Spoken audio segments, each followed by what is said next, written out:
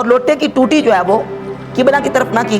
تو شیخ عبد القادر جیلانی غوث پاک سرکار رضی اللہ تعالیٰ عنہ کو اس پر ملال ہوا کہ تو آپ نے جلال سے اس کی طرف دیکھا تو وہ آپ کی نگاہ کی تاب نہ لاتے ہوئے جاں بحق ہو.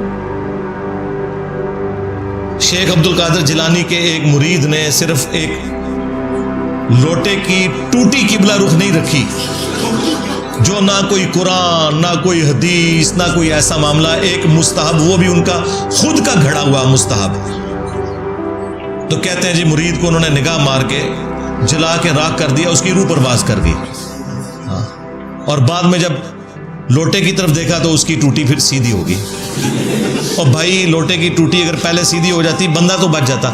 آپ لوگ اس طرح کے کرتبوں کے اوپر اور جھوٹی کہانیوں کے اوپر سبحان اللہ کہا کرتے تھے.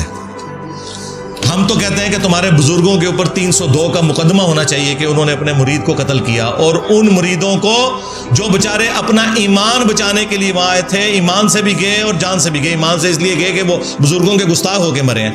تو کیا فائدہ ہوا مرید ہونے کا؟ گستاخ ہو کے مرے نا، کہ بھی لوٹا نہیں رکھا صحیح. تو کیا ملا مرید ہونے سے؟ خاری کاٹی نا، الٹا پیر کا بھی مان لے گئے ساتھ، کیونکہ پیر نے بھی بندہ مار کے قتل نہ حق کیا ہے. ہاں، اور قتل نہ حق مؤمن کی سزا سورہ النساء میں ہمیشہ کی جہنم آئی ہے. ہاں جی، او مرید کے گیا کہ وہ پیر نو بھی نال لے گیا. یہ کہتے سن ساڈے پیر مریداں نو نال لے کے جان گے، تواڈے مرید تواڈے پیراں نو نال لے کے جان گے.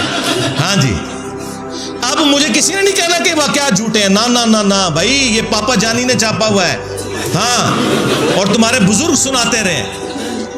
پھر ہم تمہیں نہ سنائیں کہ صحیح بخاری میں آیا کہ ہمارے محبوب صلی اللہ علیہ وآلہ وسلم کے بارے میں انس بن مالک کہتے ہیں کہ میں نے 10 سال حضور کو وضو کروایا. میں 10 سال کا بچہ تھا، میری ماں خدمت کے لیے چھوڑ گئی نبی علیہ السلام کے پاس، اور ان 10 سالوں میں نبی علیہ السلام نے کبھی مجھے ڈانٹا نہیں، کبھی یہ نہیں کہا کہ تو نے یہ کیوں کیا اور یہ کیوں نہیں کیا. اور کہتے ہیں میں بچہ تھا، بچوں میں کھیلنا شروع کر دیتا تھا. نبی علیہ السلام کام بھیجتے تھے، بھول جاتا تھا، لیکن نبی علیہ السلام نے کبھی مجھے نہیں ڈانٹا. اور کئی بار کافی دیر گزر جاتی تو آپ آتے اور پیار سے میرے پیچھے آ کے کھڑے ہوتے. انیس، یعنی وہ پیار سے بس اتنا کہ میں نے تو تجھے کام بھیجا تھا. بس تمہارے پیر مریدوں کو جلا کے راکھ کر دیں، اور ہمارے پیر وہ ہیں کہ جنہوں نے کبھی اپنے خادمین کے ساتھ اف والا معاملہ بھی نہیں کیا. ہاں، تو مجھے بتاؤ تمہارے بزرگ کس نبی کے ماننے والے تھے؟ یہی تو میں عرض کرتا ہوں کہ مرنے سے پہلے اے مسلمان کر لے اس پہ غور. کتابوں کا خدا اور ہے، بابوں کا خدا اور، کتابوں کا پیمبر اور ہے، بابوں کا پیمبر اور. تم کس نبی کے ماننے والے ہو؟ کیونکہ جس نبی کو ہم جانتے ہیں، جس کی قبر مدینے میں صلی اللہ علیہ وآلہ وسلم، اس کے اخلاقیات تو یہ تھے.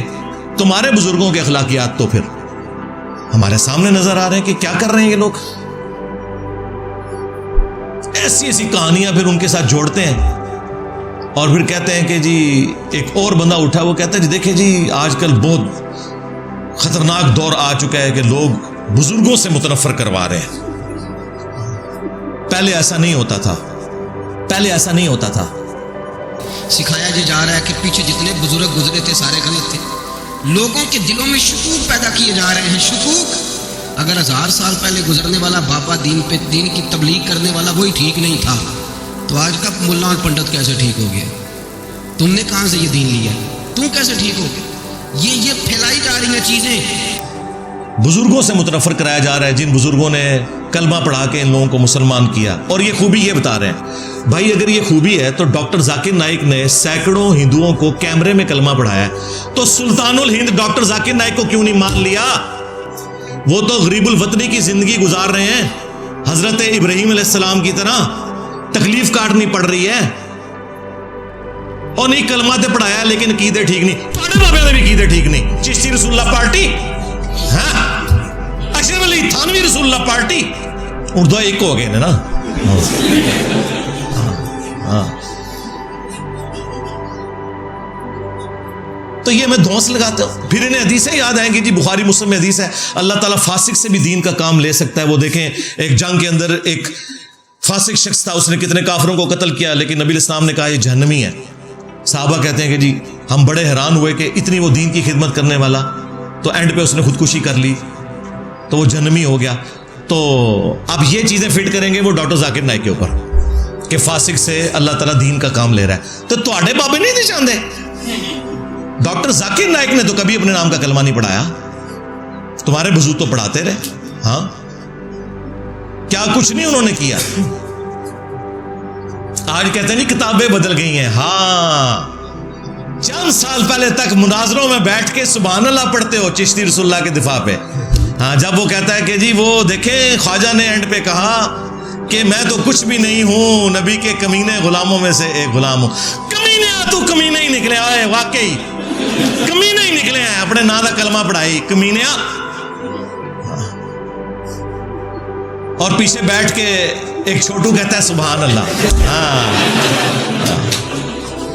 خواجہ نے کیا فرمایا؟ سنو کہ میں کون ہوں اور کیا ہوں، محمد الرسول اللہ صلی اللہ علیہ وسلم کے دربار کے کمینے غلاموں میں سے ایک ہوں، کمینے غلاموں میں سے ایک ہوں، کمینے غلاموں میں سے ایک ہوں۔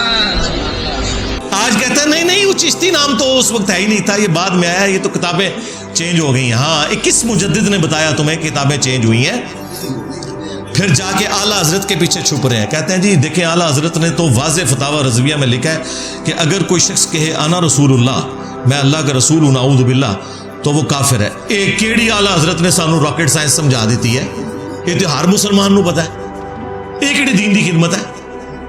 نہیں، انہوں نے تو لکھا ہے وہ چشتیہ کی کتابیں جو ہیں وہ غیر محفوظ ہیں، اور ان میں جو اس قسم کی باتیں آ رہی ہیں وہ چشت کے بزرگوں کی طرف غلط منسوخ کی گئی ہیں۔